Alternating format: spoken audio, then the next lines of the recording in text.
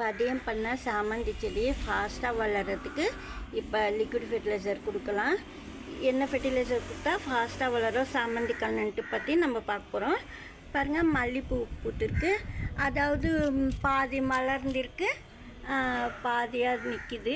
இனிமேல் தான் மலரும். சில டைமில் காலையில் விரியும், இது சாயங்காலம் ஈவினிங்கில் தான் மலரும். அந்த கிளைமேட் பொறுத்து தான் அந்த பூ எந்த அளவுக்கு வளர்ந்தது, அதுக்கப்புறம் தான் அது விரியறதெல்லாம். மல்லிச்செடி கூட சொல்லியிருக்கேன், மோரெல்லாம் ஊற்றுங்கன்னு சொல்லிட்டு. மோர் ஊற்றுனா ஃபாஸ்ட்டாக வளரும். அதாவது சாயில்குள்ளே நுண்ணுயிர் பெருகி நிறைய பூக்கள் வரும். மண் வளமாக இருந்தால் ஃபாஸ்ட்டாக வளரும். அதே சமயத்தில் வாழைப்பழம் தோலெல்லாம் கொடுக்க சொல்லியிருக்கேன். இந்த மல்லிச்செடிக்கு சூப்பராக வளரும். நான் கொடுக்கறது கூட நீங்கள் மல்லிச்செடி கூட கொடுக்கலாம், நல்லா வளரும் பிளான்ட்டு. இப்போ நல்லா வெயில் அடிக்குது, வெயில் டைமில் கூட நீங்கள் மல்லிச்செடிக்கு இந்த ஃபெர்டிலைசர் கொடுத்தா நல்லா வரும்.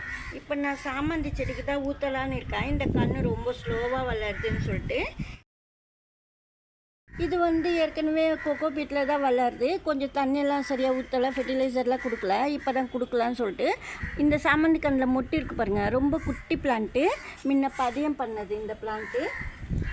பாருங்கள், இது மோர், அதாவது கொஞ்சமாக மோர் கலந்து, மோர் நல்ல புளிச்ச மோராக எடுத்துக்கிட்டு தண்ணி கலந்து அதில் கொஞ்சம் காஃபி பவுடர் சேர்த்து நான் இந்த ஃபெர்டிலைசர் ரெடி பண்ணேன். சின்ன சின்ன பதியம் கண்ணெல்லாம் வச்சுருப்பேங்க, சாமந்தி கன்று, அந்த செடிக்கெல்லாம் நீங்கள் கொடுக்கலாம். நல்லா ஃபாஸ்ட்டாக வளரும், பசுமையாக இருக்கும் பிளான்ட்டு. தண்ணியெல்லாம் ஸ்ப்ரே பண்ணல, தூசியாக இருக்குது பிளான்ட்டு. இப்போ மேலே கூட அதே போல் நம்ம ஊற்றலாம், ஒன்றும் செய்யாது. ஆனால் ரொம்ப டார்க்கெல்லாம் காஃபி பவுட்ரு அதிகமாக சேர்க்கக்கூடாது. எந்த காஃபி பொடி இருந்தாலும் பரவாயில்ல, நீங்கள் சேர்த்துக்கலாம்.